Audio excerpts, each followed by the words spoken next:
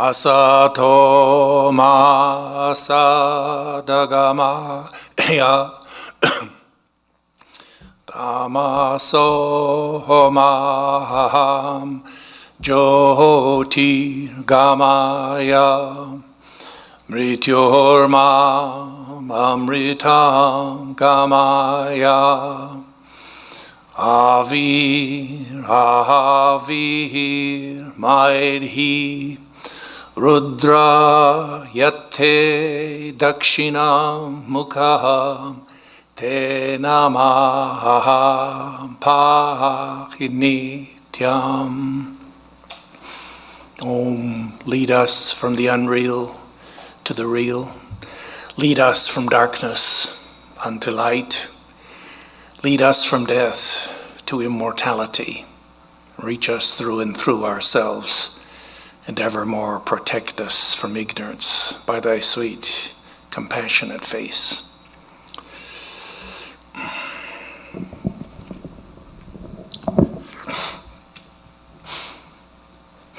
So my subject this morning is the doctrine of Maya, one of the fundamental teachings of the wisdom of the East. We're going to be talking a little bit about the world in which we live and why it is a problem. Well, we use in the title a Sanskrit word. Don't be intimidated by Sanskrit words. Sanskrit is the language of philosophy, the philosophy of the wisdom of the East, and many of these words, such as Maya, Brahman, Atman, Karma, are incorporated into any Webster's Collegiate Desktop Dictionary. So they're really nationalized words and should be part of our educated English vocabulary. Let's walk a little bit around this word this morning. And Maya, and try to understand what it means. This doctrine of Maya is a very simple, objective statement of facts about the way in which this world, the nature of this world, that is, we live in the relative world. This is a relative world. What does that mean? It means that everything in this world is characterized by the play of the pairs of opposites.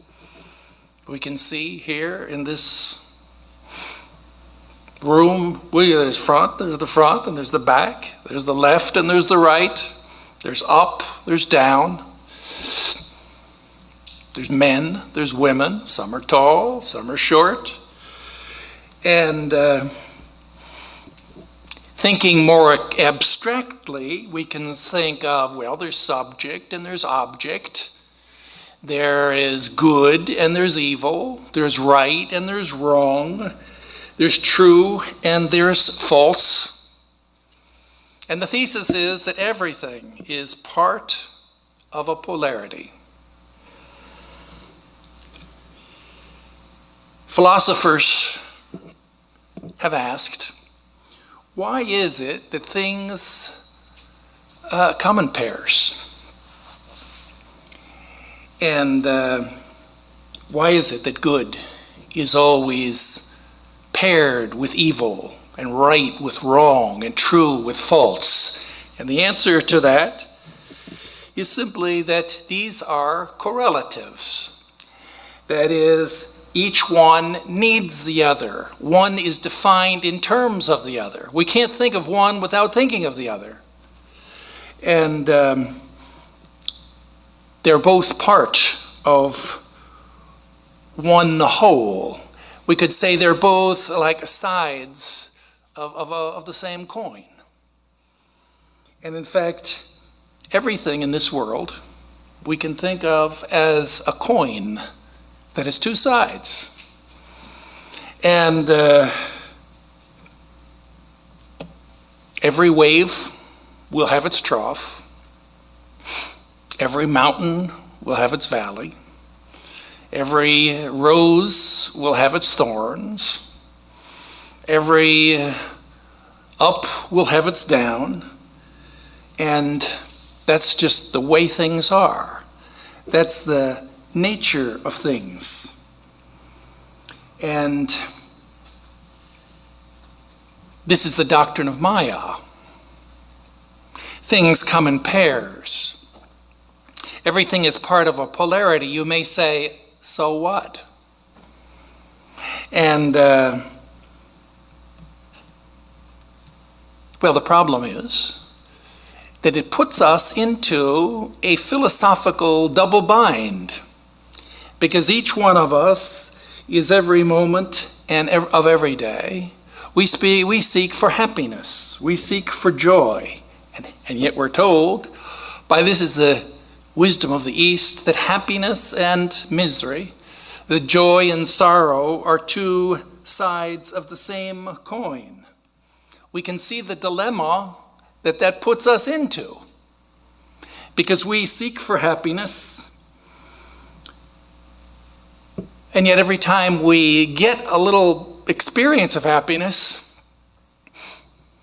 we begin immediately to see that there's another side, and that misery has come along with it, that somehow the misery is somehow hidden behind the happiness, or it's somehow inside of the happiness. And that's this world in which we live. The problem is everything has something wrong with it. That's the way things are. And this is very frustrating. It's got to be frustrating to us because we don't want misery along with our happiness. We don't want joy and suffering, kind of a mixed joy. We want pure joy. We want unlimited, untainted, undiluted happiness. We want pure happiness. And because we're infinite beings, because we're absolute beings, that is, that's your divine immortal soul, you are the Atman, that's your nature, that's our unconsciously or consciously, we're always seeking to return to become who we really are. That is, we seek the infinite. That's our nature. We seek that which is infinite. Yo vai bhuma tatsukam nalpe sukamasti, says in the Upanishads. There's no joy in small things. There's no happiness in things which are limited. The only real happiness is in something which is infinite, which is absolute. And therefore we seek the absolute. We seek absolute, perfect, infinite joy, infinite happiness. And yet the problem is that as long as we seek for this happiness in this world of Maya, that is in this relative world, as long as we seek for happiness, we will never find it in this world of Maya. And as long as we continue to seek for the absolute in the relative, we're doomed to frustration. And this is Maya. Some time ago, I had an opportunity to see a stage play at the La Jolla Playhouse. It was a production of Notes from Underground by the Russian author Dostoevsky. The protagonist in the story, it's a short novel. Many of you have probably read that novel. The protagonist is the underground man. The underground man is intent on enjoying his life. He wants happiness out of life. He doesn't want any suffering. He doesn't want any misery. And he refuses to do anything that he can anticipate will cause him suffering and misery. The problem is that the man, that is in Western literature, there's this great theme in Western modernist literature called the underground man. This man suffers from hyperconsciousness. And that means he thinks too much. And whenever he starts thinking about something, whenever he's going to move in the chess game, which is what he's thinking, how can I get happiness if I make this move? But he thinks 1, 2, 3, 4, 5 moves ahead. And for that reason, every time he goes to make a move, he finds out that's not going to work. And he finds himself in this position. He wants to move forward, but then he stops, he moves backward. It's kind of a cognitive dissonance. On, off, you know. The machine starts to shake back and forth. And he can't be happy doing nothing. He's compelled to do something. He wants to achieve his dream, his happiness, his joy in life. And yet he can't rationally make a move. And analysis leads to paralysis. And he finds himself in a state of existential despair. And his condition is, that's the existential predicament. And this is Maya.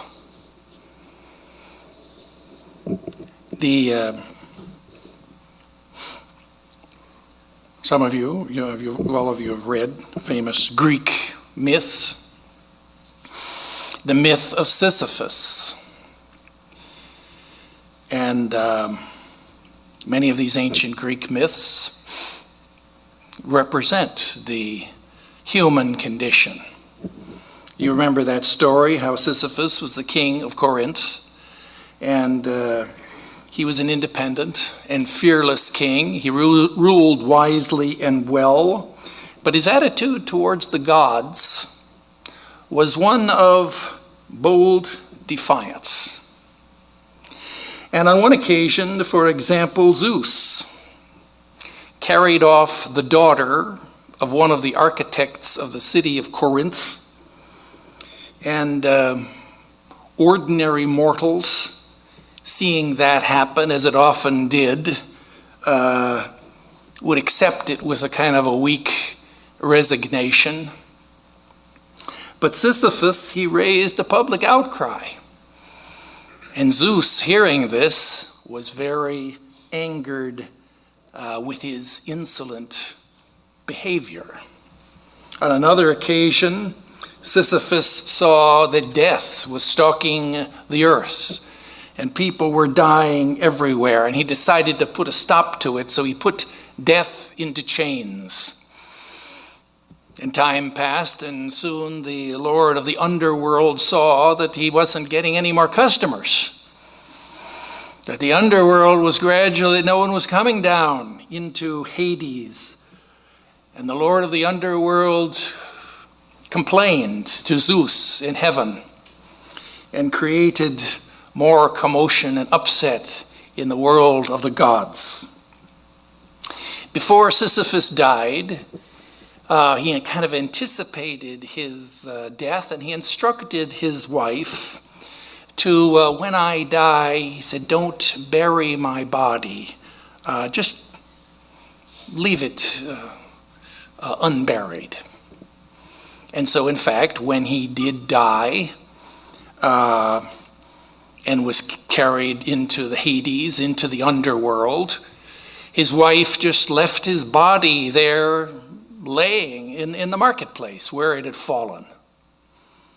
And Sisyphus went down into heaven. Now he had a plan, because he went to the Lord of Death and complained. He said, "Sir, please look." He said, "Look at my predicament. My wife, see, she's just thrown my body into the marketplace. Please allow me to return to earth, return to the surface of earth, just so I can see that I have a decent burial." And the Lord of Death said, "Well, that's reasonable. Yeah, so okay." He gave him that gave him that boon. But when Sisyphus returned to the surface of the earth, and he saw the sun shining in heaven, then he decided to continue living there. And he lived many more years. Well, when he finally died, the gods decided to condemn Sisyphus to the lowest hell, the hell of Tartarus. And there he was to, his sentence, he was condemned to roll a great rock up a hill. The hill, roll that rock up to the hill, and the hill would get to the top, and it would teeter back and forth, and the rock would roll down again, and then he was condemned to go down the hill again and start all over again. The gods thought that there couldn't be any greater punishment for a man than to be condemned to hopeless, futile labor throughout eternity. And, well, the myth of Sisyphus, that's the story of us all.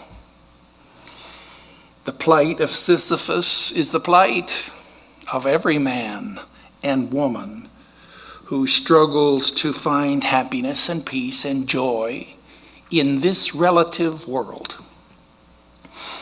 We live in the world of Maya. One of the laws of this world of Maya is that whatever goes up must come down. And it may not come down today, it may not come down tomorrow, but eventually the rock will roll down again, and we will start the whole great cycle. Upward, forward, downward, backward. We've discussed this on another occasion when we talk here about the great laws, doctrine of cycles. This is an example of kind of the vicious circle, the entrapment that we find ourselves, the plight of humankind. Now you may say, well, that's kind of pessimistic. Sounds like a pessimistic doctrine.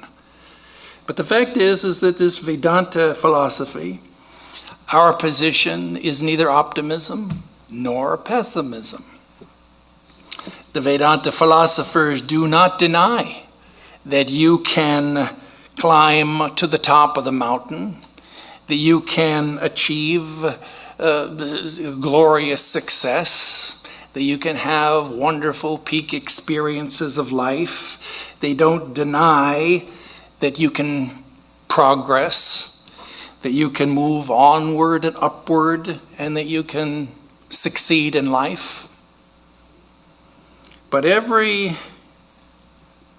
gain will be followed by loss. Every success will be followed by the great cycle of downward, forward, and downward, and upward and forward. And the success of today will be the failure of tomorrow. The rulers of today will become the slaves of tomorrow. And it's not really pessimism, because the converse is also true. The slaves of today will rise and become the rulers of tomorrow. And the failure of today will become a great success of tomorrow. And so like this, the rise and the fall, the up and the down, continue in the world of Maya.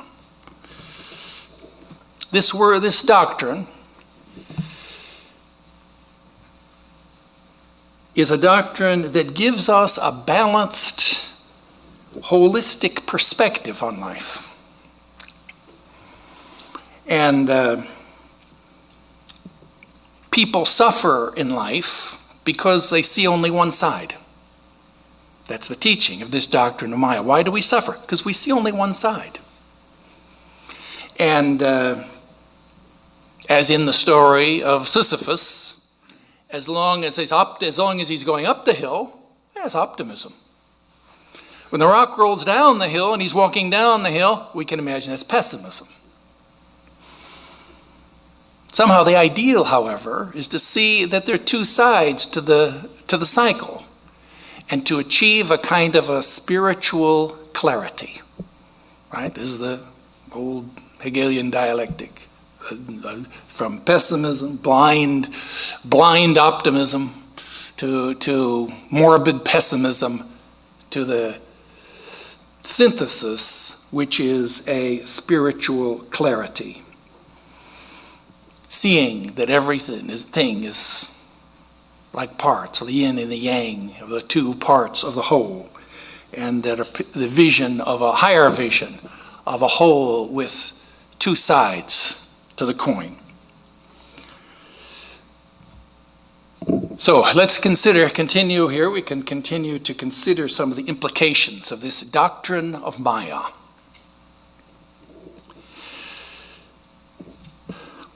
By the way, this doctrine, this really requires 3 different lectures. This morning I'm approaching this doctrine from the point of view of what we could call social Mayavada. There are 2 completely different other approaches to discussing this doctrine, which we will discuss on some other occasion. So I'm giving you, this morning you're getting kind of one perspective on this doctrine of Maya.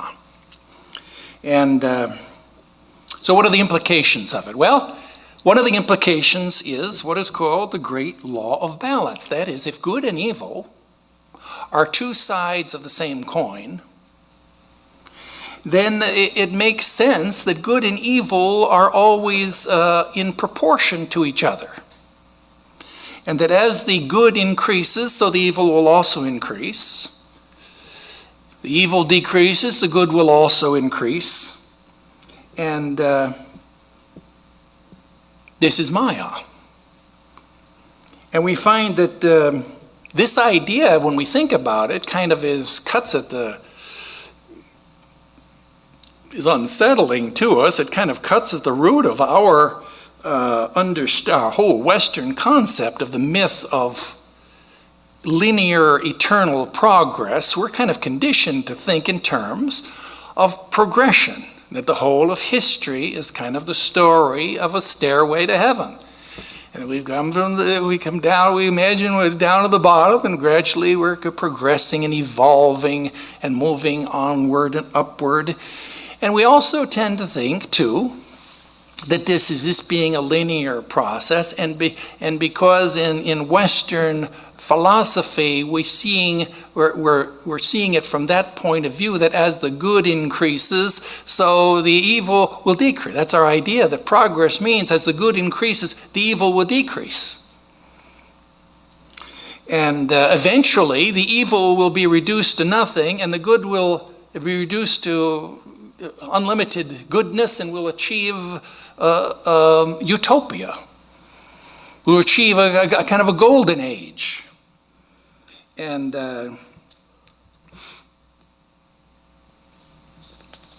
if you think like that, then maybe we need to look back through history and to reconsider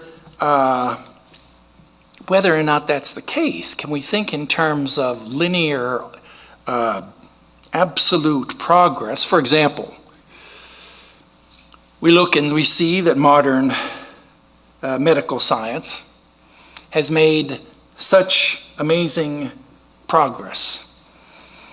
We think 1,000 years ago, and we think here about the miracle drugs and the medical technology that has made these terrible world epidemics that used to wipe out millions of people. Those are all things of the bygone era.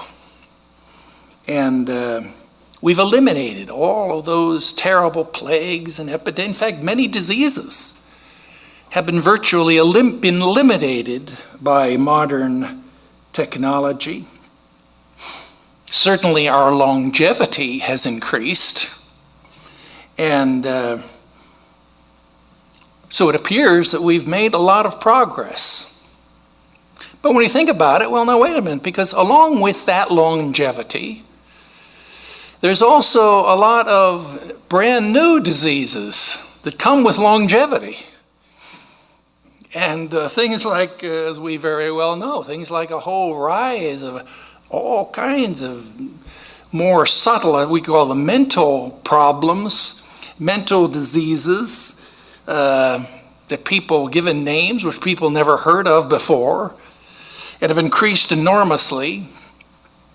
And so we could question the fact whether or not there has been overall, there's been absolute progress. Certainly we can't deny there's progress on one perspective. When Swami Vivekananda in New York City in 1896, he visited there a hospital, and he saw that hospital, that 90% of the beds in the hospital were filled. Today, that same hospital, you go to that same hospital today, 90% of the beds, they're still filled. So we can ask ourselves, well, how is that if we've been making progress, all this time? Seems like things have remained the same. And it's kind of like rheumatism. If you have rheumatism in one shoulder, you get up in the morning. During the day, somehow, maybe you try to treat that rheumatism, you go to sleep, the next morning you get up and it's gone. But now there's something wrong with your other shoulder. You know, your other shoulder, you got that problem. So you put some heat pads on it, maybe you go to the doctor, come back, get up in the morning, that's gone, but now you have a pain in your leg. So like that, the rheumatism hasn't gone anywhere. Things have just moved around. We kind of reshuffled the cards. And similarly it is with this idea of progress. There's we put a big question mark. As you know, in Indian philosophy, we don't believe in linear progress. We believe that every line infinitely projected eventually becomes a circle, and that everything moves in circles, that everything is cyclic. And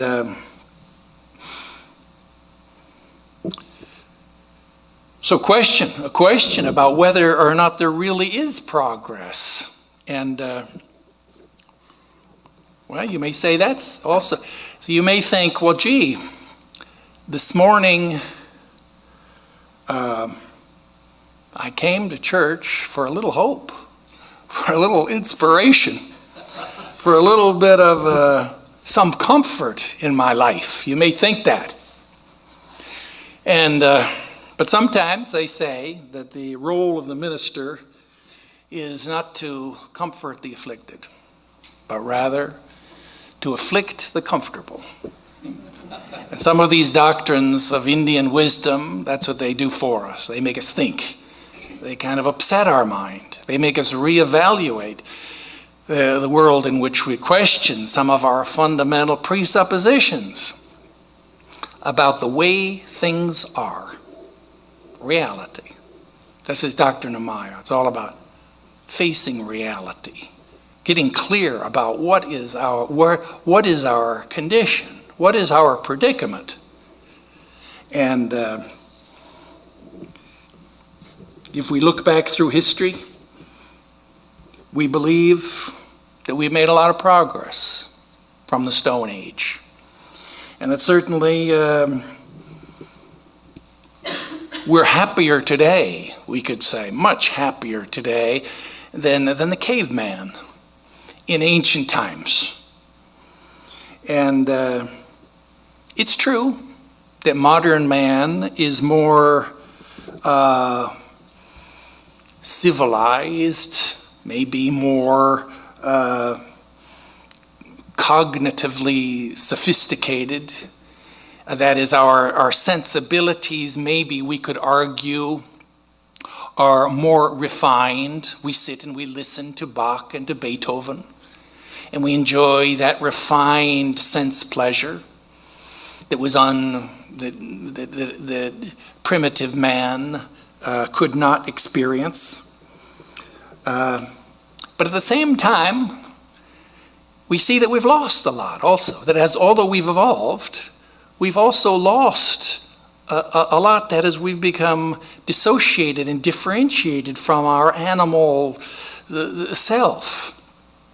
We've lost the ability to see and hear and touch and feel as an animal does. That is, because our consciousness is in the mind. That is, our consciousness is raised into the level of the Manomaya kosha. We can't hear like a dog hears. You can't see like an eagle sees anymore. Primitive man, maybe we could argue, had those powers, those sensible qualities. And so although we have evolved from the caveman, we've also lost a lot of the capacity to enjoy our dinner like the caveman. And similarly with the animals, so humans have maybe evolved from the lower life forms.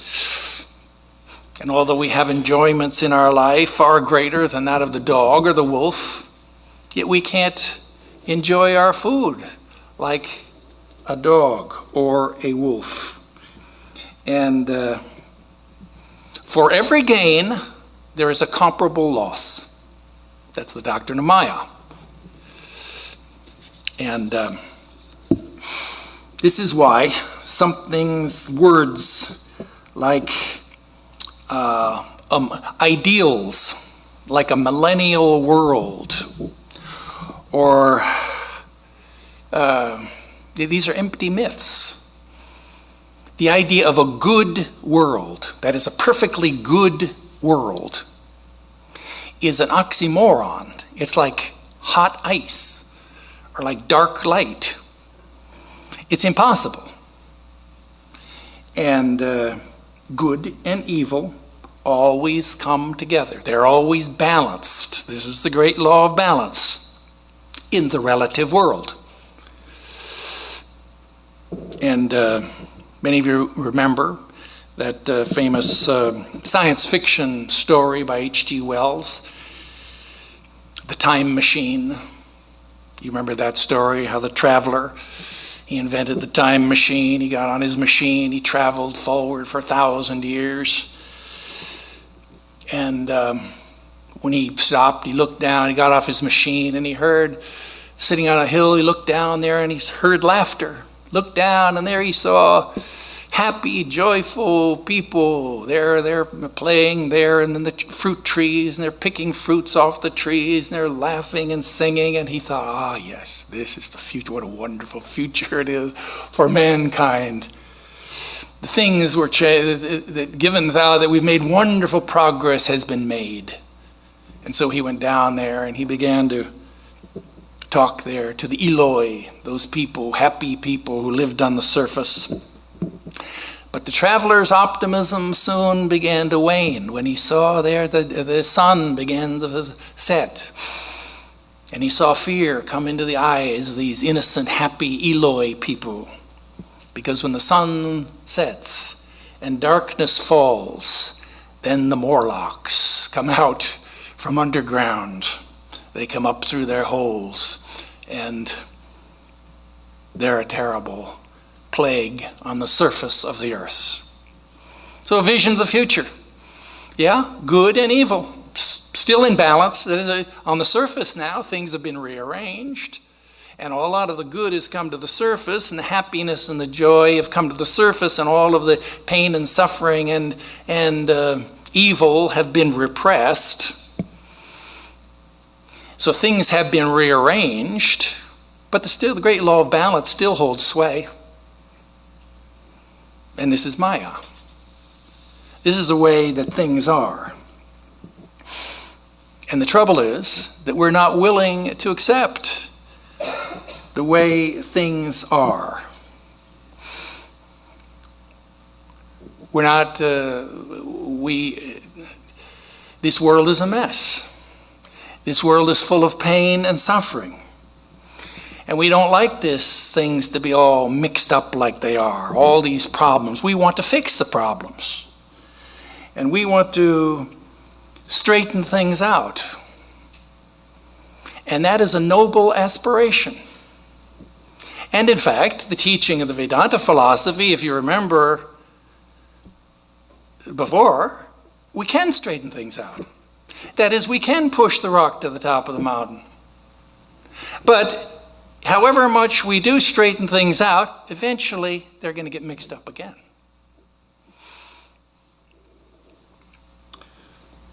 Once upon a time, there was a man who he found a great guru, a spiritual teacher, and became his disciple.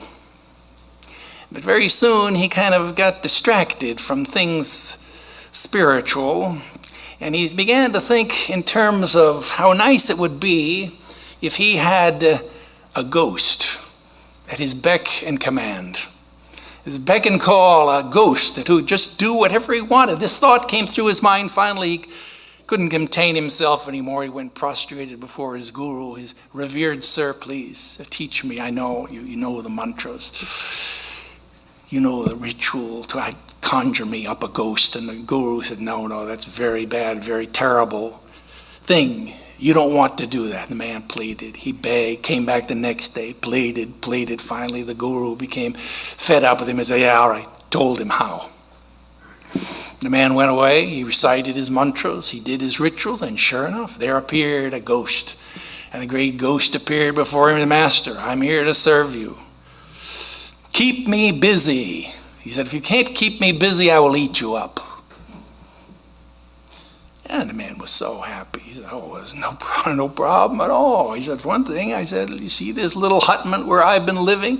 This little shack? He said, I've always dreamed of having a nice house, big house, two-story house with many bedrooms. And it's just my dream. So think about, you know my dream. Why don't you build me such a house? And he turned around and the ghost said, it's done, master, now what? What? He saw, sure enough, there he saw this fabulous, beautiful house was right there. Now what, give me something to do? And the man said, well, it would be nice if take this house and disassemble it, move it over a few miles from here. There's a beautiful lake. I'd like this house to be situated right by the side of the lake. He turned away, but sure enough, the ghost says it's done. It's finished, master. And the man stood there. He saw his house. He saw by the side of the lake. And he saw the ghost hovering over him, asking, needing something more. Give me something more to do. And the man said, yes, well, prepare for me a great feast. We'll invite my friends. We'll have a great dinner this evening. And of course, no sooner had he said that than the ghost appeared and said, well, master, it's done. It's finished. And the man found, yes, he had realized now he had a problem. Give me something to do or I will eat you up. And the man said, just give me one moment. Let me go and change my coat here for dinner. I'll give you something in a minute. And he went there, he closed the door, he ran through, jumped out a window, ran over hill and dale, returning to his teacher, his guru. And he heard behind him, this ghost coming after him. And the man came to his guru, fell down his feet, prostrate, oh, revered sir. He says, you are so right, it's terrible. I can't keep this ghost busy. Everything I ask him to do, he does in a trice. What can I do? What can I do? The guru said, well, you see, I told you. Please, please, he begged the guru, and the ghost was almost upon him. Finally, the guru whispered into his ear. And when the ghost appeared, the man turned around. The ghost said, give me something to do or I will eat you up this very moment. And the man, he turned and he handed him a pig's curly tail. He said, here, straighten this out. And the ghost took the tail and he went, there, it's finished. Whoop, whoop, whoop, curled up again. He straightened it out again. He handed it to the man, it curled up again. And so like this, the ghost found himself. Now he was in a predicament. And so the man was saved by the grace of his guru, but he realized that now the ghost had a problem, trying to condemn now to spend his time trying to straighten things out. And So, well, this story is the story of our predicament. We're like the ghost in the story. And then insofar as we have undertaken to set things straight in this world, and we may work for hundreds and hundreds of years, but in the end, everything will curl up again. And this is Maya. You may say, well, gee, I don't like that doctrine. But see the appeal here, this is not a dogma that comes down from on high. This is, I'm as a salesman of this religion, I'm trying to appeal to your reason. The Vedanta philosophers, this doctrine to them stands to reason. It's an appeal to our observation. It's an empirical fact. That's the proposition. And let's look at some of the benefits that we get out of this if we can accept this doctrine of Maya Vada. As you know, by the way, all of the teachings of the Vedanta, this Vedanta philosophy is not an eclectic religion. You can't just pick and choose the things you like. You can't just take one thing and the other, I don't like that, take another thing, I don't like this and this and this, and just kind of make up a hodgepodge. All of the teachings fit together like parts of an engine. Everything works together. And you'll find that as you pull the string, one string, that everything else comes along with it. The leg of the table. You pull 4 legs of the table, you pull one leg, the table comes to it, all the other legs come along with it. Similarly, it is with this doctrine of Maya. It's derived from and is mutually dependent on all, it's integral with all of the other teachings. And so it's good for us to think. But let's look at some of the benefits. Number one is that certainly this doctrine gives us a more holistic worldview. It gives us perspective. It helps us to see life in a more balanced, to take a more balanced approach to life. And more importantly than that, it helps us to define for ourselves the human predicament. And Vedanta is a religion that's all about transformation. It's all about telling us, instructing us as to how to get free from the predicament. Vedanta is all about giving us the answer to our big problem. But you can't appreciate the answer unless you can appreciate and understand the problem. Now this morning, I'm talking about the problem from just one point of view. I'm talking about the problem from the point of view of this doctrine of Maya. We discuss our problem, that is our predicament, from many other different points of view. When we talk here the great law of karma, we talk here about bhakti yoga, talking about raja yoga, we're dealing with the problem from different perspectives. This morning, we're dealing from the problem from the point of view of understanding how we are caught in a double bind by the very fact that we live in the relative world. By the way, you're students of Vedanta, you know that part of this teaching of the wisdom of the East is that there are levels of reality, right? There's the pratibhasika, that's the dream world. That's the world which is imaginary. The world which is unreal. Then we have higher than the dream. We wake up from the dream. Where do we find ourselves? Here in this world. This world is real. It's relatively real. But beyond this relative world, there is a higher reality. We've discussed it on other occasions. We call it Brahman. This is the world of the absolute. This is our true this is our true being.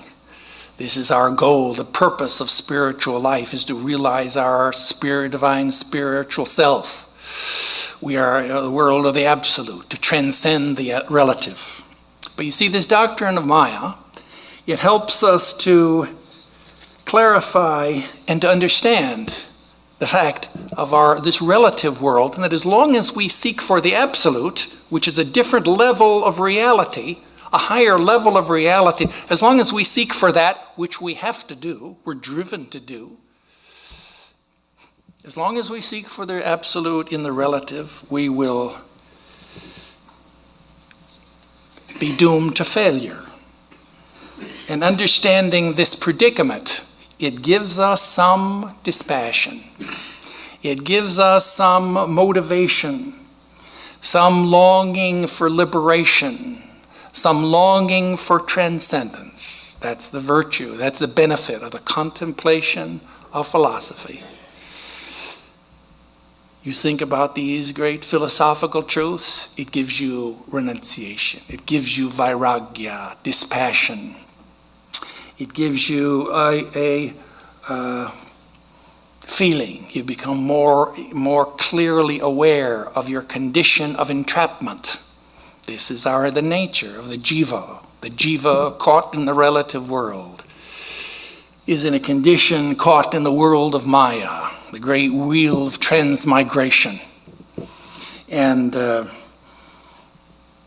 we discussed in the Doctrine of Cycles, this world, relative world, this world of Maya, it's like a roller coaster. It's like a merry-go-round, round and round, up and down and round and round. And it's enjoyable for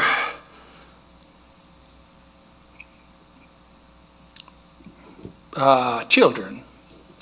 By children we mean that is people who have immature minds. That as we become older and wiser, we begin to feel a kind of a world weariness, feeling that to stop the world and let me off, that I want some higher reality, I want some absolute joy and happiness and some infinite freedom, and to do that, we need to go beyond this world of Maya. And discussing these kinds of things and contemplating these teachings of Vedanta will intensify our longing for freedom. Om Dyo Shantihi Antariksha Shantihi Prithvi Shantihi Apa Shantihi Oshadaya Shantihi Vanaspataya Shantihi Vishwe Deva Shantihi Brahma Shantihi Saravam Shantihi Shantireva Shantihi Same Shantiredhi Om Shantihi, Shantihi, Shantihi. Om, peace is in heaven, peace is on the earth, peace is in the sky and in the waters. The herbs and plants and trees are full of peace. The gods are peaceful. May this eternal, universal peace enter our souls and beings. Om, peace, peace, peace be unto us all.